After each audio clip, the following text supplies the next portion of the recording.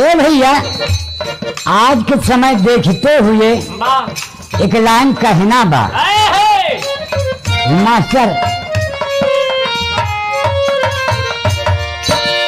पूजा चरण बाप के धर्म के रक्षा होई, दूजा ना जग मां देवता कोई। पूजा चरण बाप के धर्म के रक्षा होई, दूजा ना जग मां देवता कोई।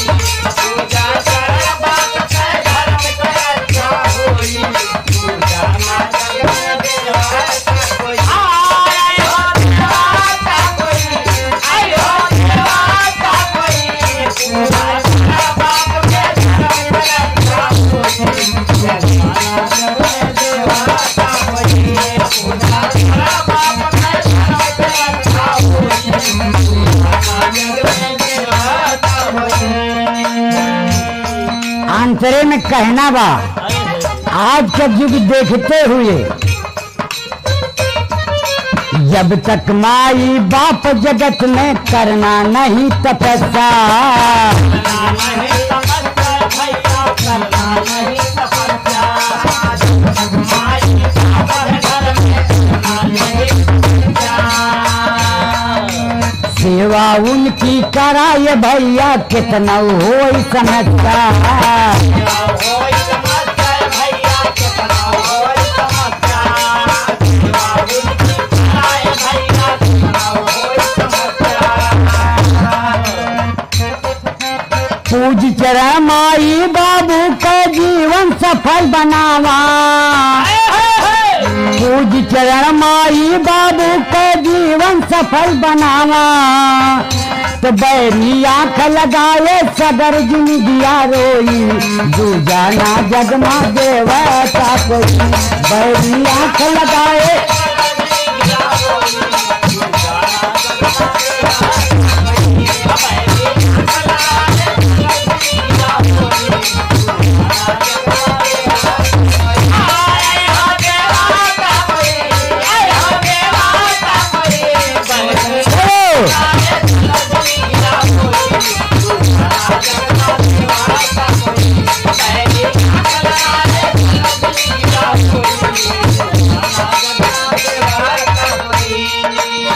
ये भैया आज के समय देखते हुए कहना बा, अब के लड़के माई बाप के सेवा ना करके पाथर पूजत हैं।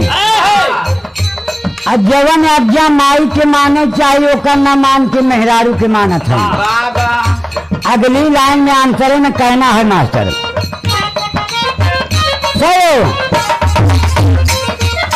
मेहरारू के उतना ही माना जितनी हो जरूरत।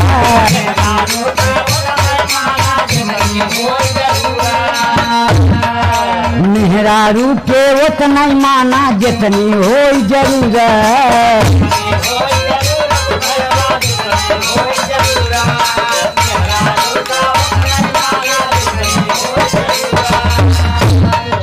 माया रानी से जब बचबा तब मिली महूरत।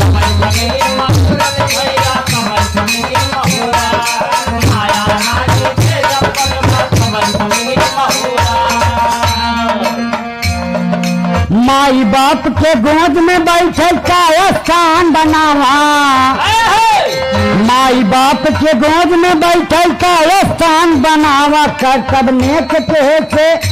कर्तव्य से सफल जिंदगिया होई, दूजा ना जग मां देवता कोई। कर्तव्य से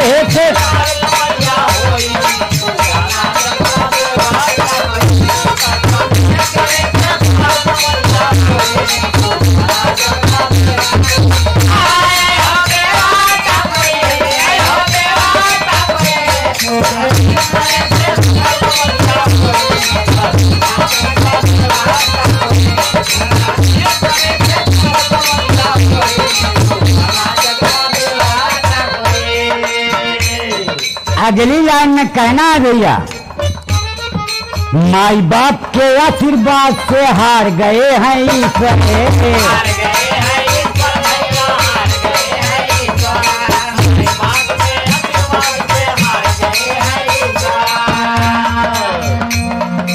पथ पथ पे उनके चला है भैया, पथ पे उनके चला है भैया, तू तो मिली है उत्तर। पथ पे उनके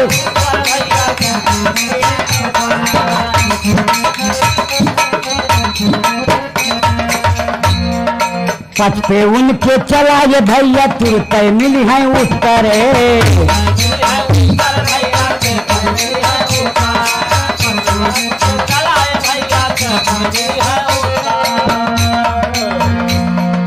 बात न माने दुर्योधन, बात न माने दुर्योधन, फिर विपद कतारे धोई।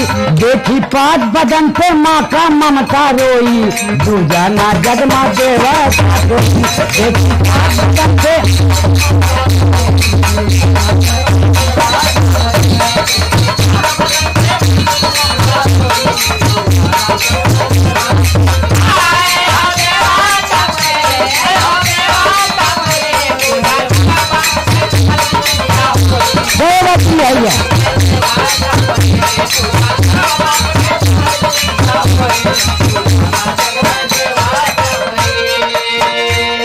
भैया आज के समाज ऐसन बा, पढ़ा लिखा लोगन आगे की तरफ देखे थे, पीछे ना। अगली और अंतिम लाइन में कहना बा, नारी धर्म का पथ पूजा है, सास ससुर की सेवा।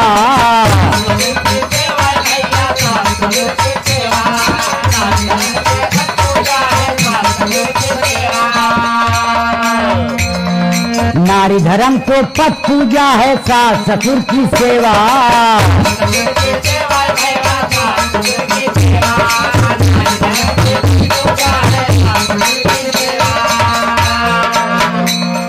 दोनों कुल उजियार करत है, मिले मधुर फल मेवा।